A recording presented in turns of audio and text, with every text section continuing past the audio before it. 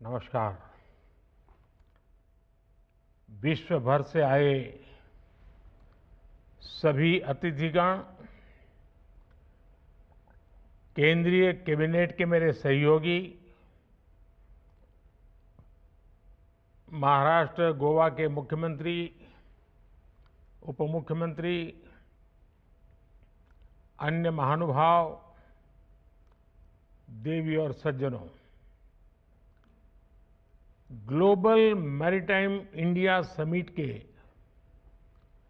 तीसरे संस्करण में मैं आप सभी का अभिनंदन करता हूं। इससे पहले जब हम 2021 में मिले थे, तब पूरी दुनिया कोरोना की अनिश्चितता से घिरी हुई थी। कोई नहीं जानता था कि कोरोना के बाद का विश्व कैसा होगा। लेकिन आज दुनिया में एक नया वर्ल्ड ऑर्डर आकार ले रहा है और इस बदलते हुए वर्ल्ड ऑर्डर में पूरा विश्व भारत की ओर नई आकांक्षाओं से देख रहा है। आर्थिक संकट से घिरी दुनिया में भारत की अर्थव्यवस्था लगातार मजबूत हो रही है। वो दिन दूर नहीं जब भारत दुनिया की टॉप 3 इकोनॉमिक पावर में उसमें से एक होगा। हम सब जानते हैं कि दुनिया का मैक्सिमम ट्रेड सी रूट से ही होता है। पोस्ट कोरोना वर्ल्ड में आज दुनिया को भी रिलायबल और रेजिलिएंट सप्लाई चेन्स की जरूरत है। इसलिए ग्लोबल मैरीटाइम इंडिया समिट का ये एडिशन बहुत महत्वपूर्ण हो गया है। साथियों, इतिहास साक्षी है कि जब भी भारत की मैरीटाइम कैपेबिलिटी मजबूत रही है, देश और दुनिया को इससे बहुत लाभ हुआ है। इसी सोच के साथ बीते 9-10 वर्षों से हम इस सेक्टर को सशक्त करने के लिए योजनाबद्ध तरीके से काम कर रहे हैं। हाल ही में भारत की पहल पर एक ऐसा कदम उठाया गया है जो 21वीं सदी में दुनिया भर की मैरीटाइम इंडस्ट्री के कायाकल्प का सामर्थ्य रखता है। G20 समिट के दौरान India, middle east, Europe economic corridor पर ऐतिहासिक सहमति बनी है। सैकड़ों वर्ष पहले सिल्क रूट ने वैश्विक व्यापार को गति दी थी। ये रूट दुनिया के कई देशों के विकास का आधार बना था। अब ये ऐतिहासिक कॉरिडोर भी रीजनल और ग्लोबल ट्रेड की तस्वीर बदल देगा। नेक्स्ट जनरेशन मेगा पोर्ट्स और इंटरनेशनल कंटेनर ट्रांसशिपमेंट पोर्ट, इसका निर्माण, island development, inland waterways, multi modal hubs का विस्तार, ऐसे कई बड़े काम इस योजना के तहत किए जाने हैं। इस कॉरिडोर से बिजनेस कॉस्ट कम होगी, लॉजिस्टिकल एफिशिएंसी बढ़ेगी, पर्यावरण का नुकसान कम होगा और बड़ी संख्या में जॉब्स का भी निर्माण होगा। इन्वेस्टर्स के पास ये एक बड़ा अवसर है कि वो भारत के साथ जुड़कर इस अभियान का हिस्सा बने। फ्रेंड्स, आज का भारत अगले 25 वर्षों में विकसित होने के लक्ष्य पर काम कर रहा है। हम हर सेक्टर में क्रांतिकारी परिवर्तन ला रहे हैं। हमने मैरीटाइम इंफ्रास्ट्रक्चर के पूरे इकोसिस्टम को मजबूत करने के लिए लगातार काम किया है। बीते एक दशक में भारत के मेजर पोर्ट्स की कैपेसिटी डबल हो चुकी है। कंटेनर वेसल्स का जो टर्न अराउंड टाइम आज से 9-10 साल पहले 2014 में करीब 42 आवर्स था, वो 2023 में 24 आवर्स से 24 घंटे से कम रह गया है। पोर्ट कनेक्टिविटी को मजबूत करने के लिए हमने हजारों किलोमीटर की नई रोड्स बनाई हैं। सागरमाला प्रोजेक्ट से भी हमारे कोस्टल एरिया का इंफ्रास्ट्रक्चर मजबूत किया जा रहा है। ये सारे प्रयास एम्प्लॉयमेंट जनरेशन और ईज ऑफ लिविंग को कई गुना बढ़ा रहे हैं। फ्रेंड्स, पोर्ट्स फॉर प्रॉस्पेरिटी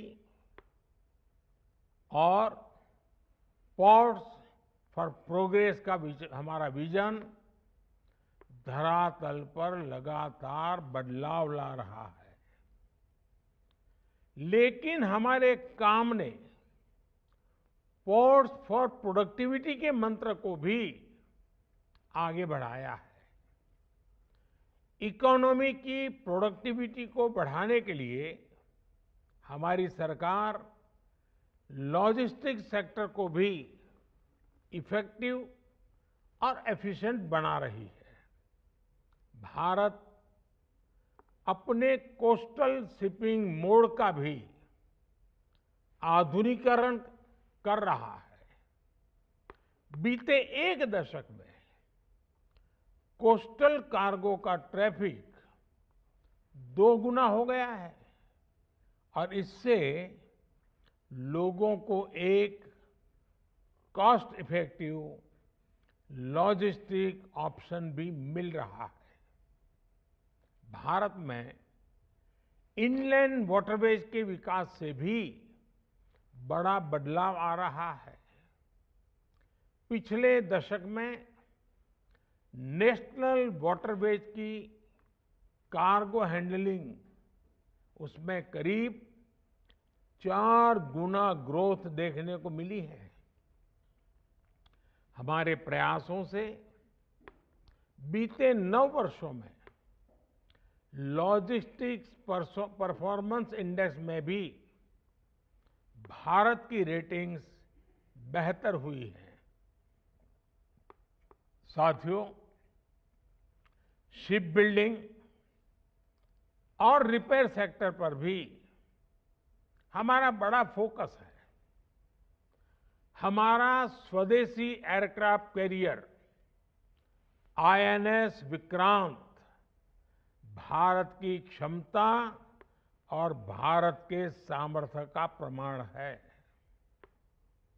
अगले दशकों में भारत दुनिया के टॉप 5 शिप बिल्डिंग नेशंस में से एक होने जा रहा है।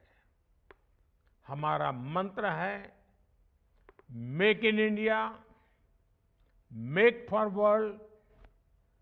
मैरीटाइम क्लस्टर्स के विकास के जरिए हम शिप बिल्डिंग स्टेक होल्डर्स को एक साथ लाने के इंटीग्रेटेड अप्रोच पर काम कर रहे हैं।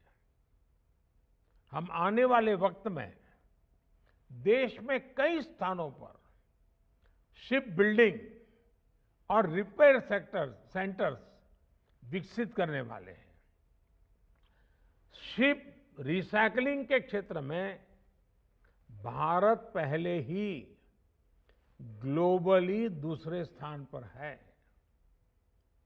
अपने मेजर पोर्ट्स को कार्बन न्यूट्रल बनाने के लिए भारत मैरीटाइम सेक्टर में नेट जीरो स्ट्रेटेजी पर भी काम कर रहा है। हम एक ऐसे भविष्य की ओर से बढ़ रहे हैं जहां ब्लू इकोनॉमी ग्रीन प्लैनेट बनने का माध्यम होगी। फ्रेंड्स, दुनिया के बड़े बड़े मैरीटाइम ऑपरेटर्स भारत आए, भारत से ही ऑपरेट करें, इसके लिए भी भारत में तेजी से काम हो रहा है। गुजरात के आधुनिक गिफ्ट सिटी ने शिप लीजिंग को एक प्रमुख फाइनेंशियल सर्विस के तौर पर लॉन्च किया है। गिफ्ट आईएफएससी द्वारा शिप लीजिंग कंपनियों को अनेक तरह की छूट भी दी जा रही है। मुझे खुशी है कि दुनिया की 4 global ship leasing companies GIFT IFSC के साथ रजिस्टर भी करा चुकी है। मैं इस समिट में आई अन्य शिप लीजिंग कंपनी से भी गिफ्ट आईएफएससी के साथ जुड़ने का आह्वान करूंगा। साथियों, भारत के पास विशाल कोस्टलाइन है, मजबूत रिवराइन इकोसिस्टम और रिच कल्चरल हेरिटेज है। ये एक साथ मिलकर मैरीटाइम टूरिज्म की एक नई संभावना पैदा करते हैं। भारत में मौजूद करीब 5000 साल पुराना लोथल डॉकयार्ड एक विश्व विरासत है। एक तरह से लोथल क्रेडल ऑफ शिपिंग है। इस वर्ल्ड हेरिटेज को संरक्षित करने के लिए लोथल में नेशनल मैरीटाइम हेरिटेज कॉम्प्लेक्स भी बनाया जा रहा है। मुंबई से लोथल बहुत दूर नहीं है। मेरा आपसे आग्रह है कि आप एक बार लोथल भी विजिट करने जरूर जाएं। फ्रेंड्स, मैरीटाइम टूरिज्म को बढ़ाने के लिए हमने विश्व की सबसे बड़ी रिवर क्रूज सर्विस की शुरुआत भी की है। भारत अपने अलग अलग पोर्ट्स पर इससे जुड़े कई प्रोजेक्ट्स पर काम कर रहा है। मुंबई में नया इंटरनेशनल क्रूज टर्मिनल बनाया जा रहा है। इसी साल हमने विशाखापत्तनम और चेन्नई में भी ऐसे मॉडर्न क्रूज टर्मिनल बनाए हैं। भारत अपने state of the art infrastructure के जरिए ग्लोबल क्रूज हब बनने की ओर कदम बढ़ा रहा है। साथियों, भारत उन चुनिंदा देशों में से एक है जिनके पास डेवलपमेंट, डेमोग्राफी, डेमोक्रेसी और डिमांड का ऐसा कॉम्बिनेशन है। ऐसे वक्त मैं जब भारत 2047 तक विकसित भारत होने के लक्ष्य पर आगे बढ़ रहा है, आपके लिए ये सुनहरा मौका है। मैं विश्व भर के आप सभी निवेशकों को फिर आमंत्रित करता हूं कि आप भारत आएं और विकास के रास्ते पर हमारे साथ मिलकर चलें। हम साथ चलेंगे, हम साथ साथ मिलकर के नया भविष्य भी बनाएंगे। बहुत बहुत धन्यवाद।